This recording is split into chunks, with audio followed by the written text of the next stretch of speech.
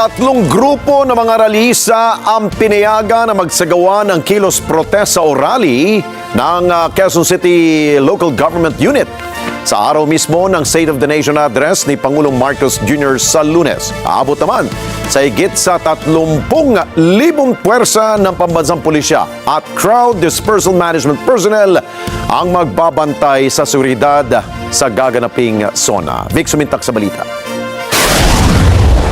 Matapos ang isinagawang command conference at coordination meeting, kasado na ang seguridad sa ikalimang State of the Nation address o SONA ni Pangulong Ferdinand Marcos Jr. sa July 27, araw ng Lunes, kasabay ng joint second regular session ng 20th Congress sa Batasan Complex, Quezon City.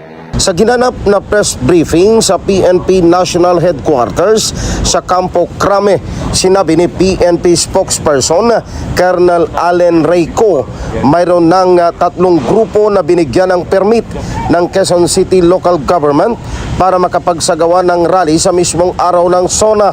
Batay sa report na tinanggap ng PNP, pinayagan na magdaos ng rally ang grupong bayan sa harap ng St. Peter Church, Commonwealth Avenue mula alas 7 ng umaga hanggang alas 5 ng hapon. Ang grupong Sanlakas na magtitipon-tipon sa harap ng Toyota Commonwealth mula alauna ng hapon hanggang gabi. At ang grupong Better Brighter na magrarally sa harap ng Commission on Audit at Sandigan Bayan mula alas 9 ng umaga hanggang alas 7 ng gabi.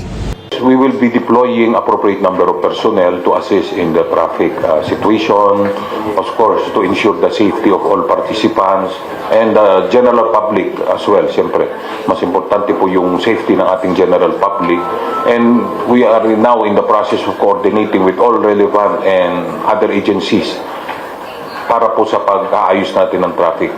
Inihayag ni Colonel Co na abangan na lang ng publiko ang pinal na desisyon sa gagawing traffic rerouting sa kahabaan ng Commonwealth Avenue sa araw ng SONA dahil hindi pa tapos ang coordination meeting sa lahat ng mga stakeholders kasama ang Quezon City Local Government at Metropolitan Manila Development Authority o MMDA.